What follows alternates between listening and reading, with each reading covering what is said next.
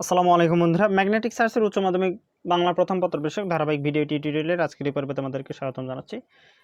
আজকে ভিডিওটি নির্মিত করা হয়েছে আখতারুজ্জামান ইলিয়াসের কথা সাহিত্যিক আখতারুজ্জামান ইলিয়াসের লেখা রেইনকোট গল্পটি নিয়ে।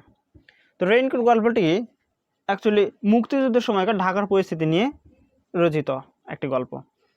মুক্তিযুদ্ধের তখন শেষ পর্যায়ে চলতেছে। ঢাকায় তখন মুক্তিযোদ্ধাদের গেরিলা আক্রমণ শুরু হয়েছে, তারই একটি ঘটনা এই গল্পের বিষয়, যেখানে ঢাকা কলেজের সামনে গেরিলা আক্রমণের ফলে বৈদ্যুতিক ট্রান্সফরমার ধ্বংস করে দেওয়া হয়েছে। ঘটনার পরিপ্রেক্ষিতে পাকিস্তানি সেনাবাহিনী কলেজের শিক্ষককে তলব করে এবং তাদের মধ্যে নুরুল হুদা ও আব্দুস সাত্তার মৃধাকে গ্রেপ্তার করে নির্যাতন চালিয়ে মুক্তিযোদ্ধাদের সন্ধান পাওয়ার চেষ্টা করে। নুরুল হুদার জবানিতে গল্পের অধিকাংশ ঘটনা বিবৃত হয়েছে পাকিস্তানি বাহিনীর বর্বর নিপীড়ন ও হত্যাযজ্ঞের মধ্যে ঢাকা শহরের আতঙ্কগ্রস্ত জীবনের চিত্র। গেরিলা আক্রমণের ঘটনা ঘটে যে রাতে, তার পরদিন সকালে বৃষ্টি ছিল। তলব পেয়ে সেই বৃষ্টির মধ্যে নুরুল হুদাকে কলেজে যেতে যে রেইনকোট পরতে হয় সেটি ছিল তার শ্যালক মুক্তিযোদ্ধা মিন্টুর। এই গল্পের রেইনকোট প্রতীকী তাৎপর্য অসাধারণ। তো আমি এটা কিন্তু পাঠ পরিচিতি থেকে বললাম। তোমরা যদি এরকম হয় যে পরীক্ষার সময় আসলে তুমি যদি পুরো গল্পটা পড়ার যদি সময় না পাও, তাহলে কিন্তু এই পাঠ পরিচিতিটা পড়লেও কিন্তু তুমি বুঝতে পারবা, মানে মনে হবে সব, যদি আগে থেকে পড়া থাকে তাহলে। তো চলো আমি আমার পয়েন্টগুলো আমি বুঝে দিই, যেভাবে পড়লে তুমি অতি অল্প পড়াতে তুমি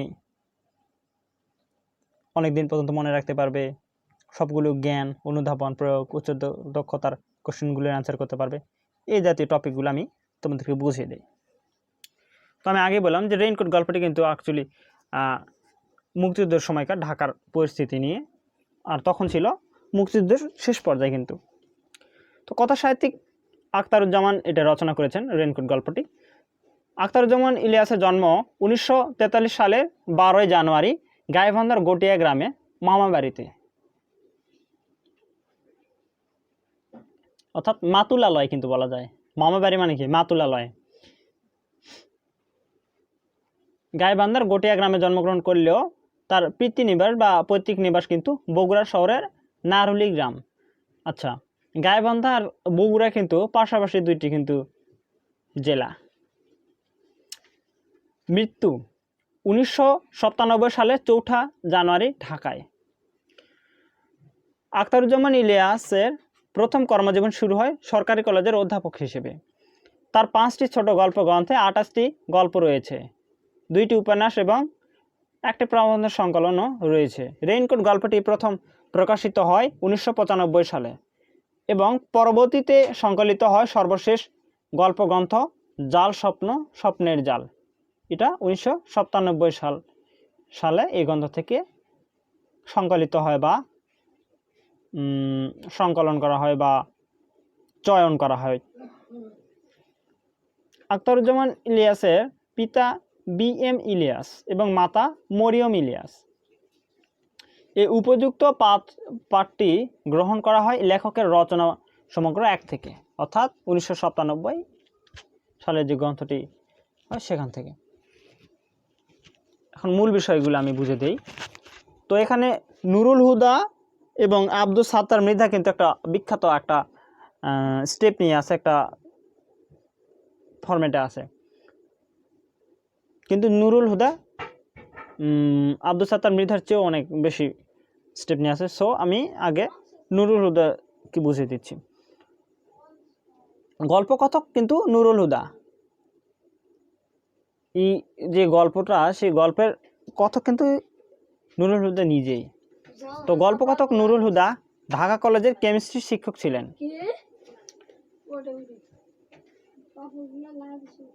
নুরুল হুদা স্ত্রী আসমা এবং শ্যালক মিন্টু।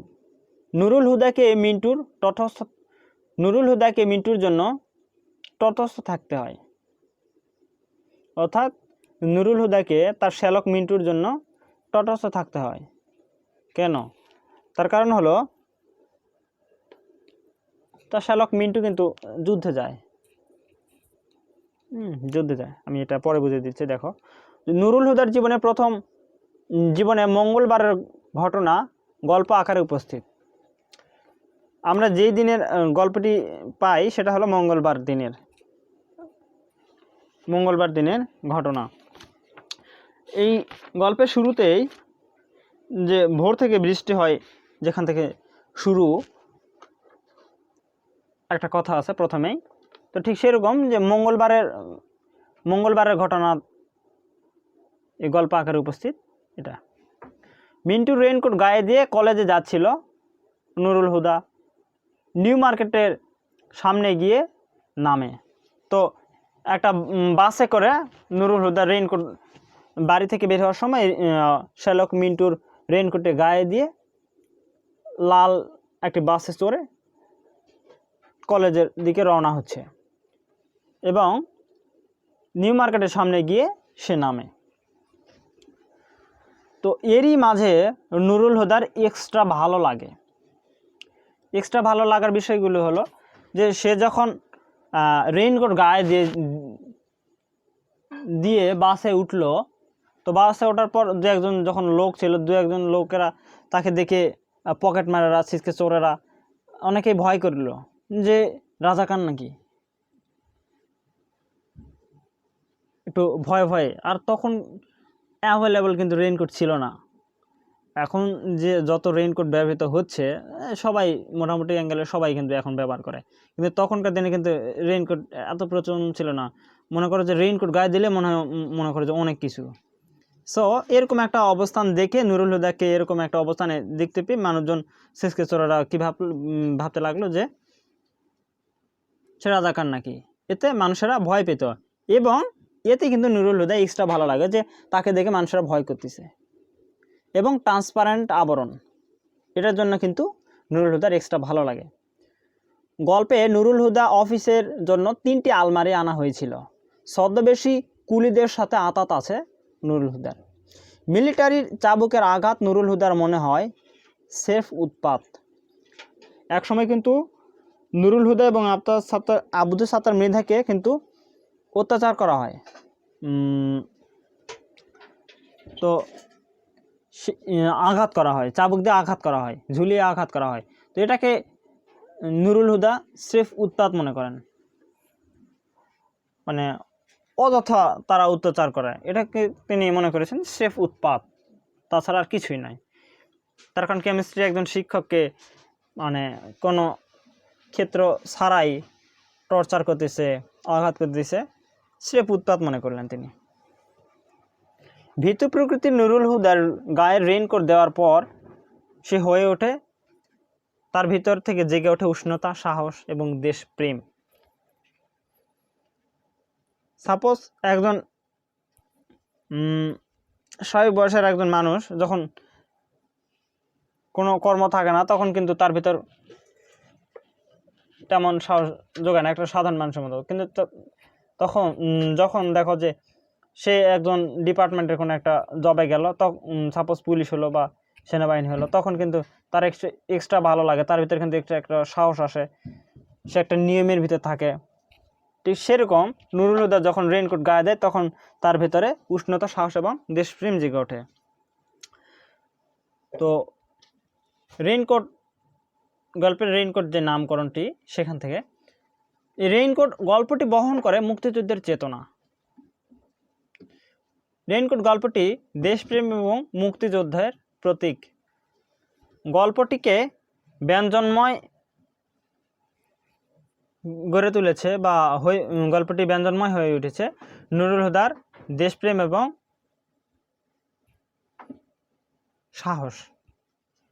গল্পে আলোচিত রেইনকোটটি মিন্টুর, আমি আগে বলেছি যে গল্পে আলোচিত যেই রেইনকোট সেটা কিন্তু নুরুল হুদার শ্যালক মিন্টুর কিন্তু। এবং মিন্টু জুন মাসের 23 তারিখে মুক্তিবাহিনীতে যোগ দিয়েছিল। অন্যান্য অংশ থেকে প্রিন্সিপালের পিয়ন ইসাহাক অনেক সূরা মুখস্থ করেছে। তোমরা এটা পড়লে দেখতে পাবে যে মাঝে মাঝে কিছু আরবি সূরার কথা উল্লেখ আছে, আরবি আলহামদুলিল্লাহ বা সুবহানাল্লাহ এরকম অনেক কথা উল্লেখ আছে।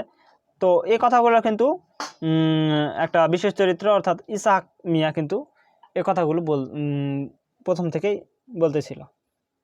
এপ্রিলের শুরু থেকে বাংলা ছেড়েছে, ইসহাক কিন্তু এপ্রিলের শুরু থেকে বাংলা বলা ছেড়েছে।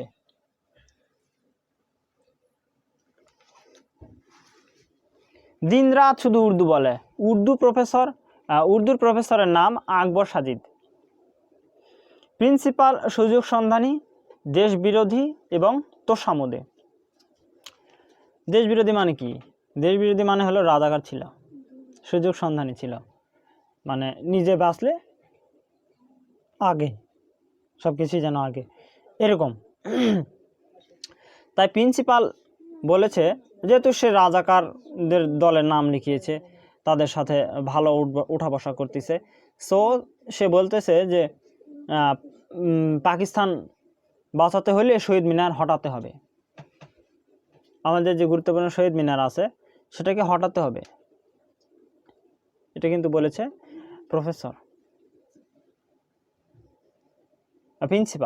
প্রিন্সিপাল বলেছে। মিলিটারি পান্ডা প্রিন্সিপালের কামরায় সিংহাসন মার্কার চেয়ারে বসেছিল।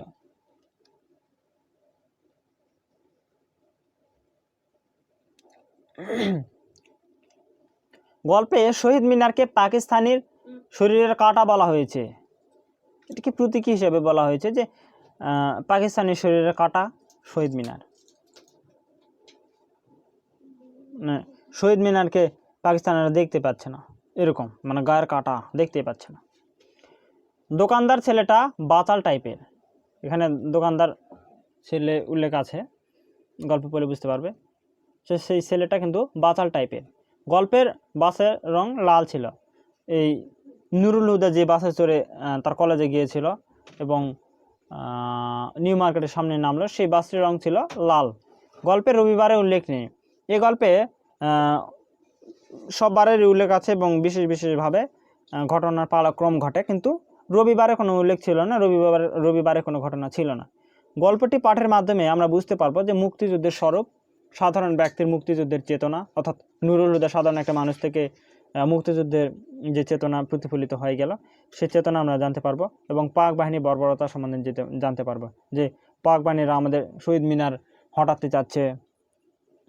এবং দেখো যে কেমিস্ট্রি একজন শিক্ষক, সে আমাদের দেশের সাধারণ মানুষের মতো যুদ্ধে কিন্তু যাচ্ছে না, তবে তারপরেও দেখো যে সাধারণ মানুষের প্রতি অর্থাৎ নুরুল হুদার প্রতি, তারপর আব্দুল সাত্তার মৃধার প্রতি কি এক মানবিক অত্যাচার করলো, চাবুকের আঘাত করলো। এটাই কিন্তু পাক বাহিনীর বর্বরতা। গদ্যে কলেজের শিক্ষক নুরুল হুদা এবং আব্দুল সাত্তার মৃধাকে গ্রেপ্তার করে নির্যাতন করে। এই জন্য নির্যাতন করে এতে যেন মুক্তিযোদ্ধাদের সন্ধান পাওয়া যায়। অর্থাৎ মিন্টু যে 23 তারিখে মুক্তি বাহিনীতে যোগ দিল, মিন্টু সহযোগে তার যে দল কমিটির আর যারা আছে তাদের সন্ধান পাওয়ার জন্যই কিন্তু পাক বাহিনীরা বর্বরতা চালায়, আব্দুল সাত্তার মৃধা এবং নুরুল হুদার প্রতি নির্যাতন চালায়। এখানে একটা শব্দ তো গুরুত্বপূর্ণ, সেটা হলো মিসক্রিয়েন্ট। এই মিসক্রিয়েন্টের অর্থ হলো মুক্তিফৌজ বা দুষ্কৃতকারী। তো তোমরা পুরো গল্পটি এই এক পোস্টের নোট করে নিও, তাহলে দেখবে যে সব সময় এটা পড়তে হবে না, মাঝে মাঝে যখন সময় পাবে তুমি পড়তে পারো। এতে রিভিশন হবে এবং মনে থাকা প্রবণতা তোমার অনেকটাই বেড়ে যাবে। তো যাই হোক, আজ এই পর্যন্ত। ধন্যবাদ সবাইকে। আসসালামু আলাইকুম।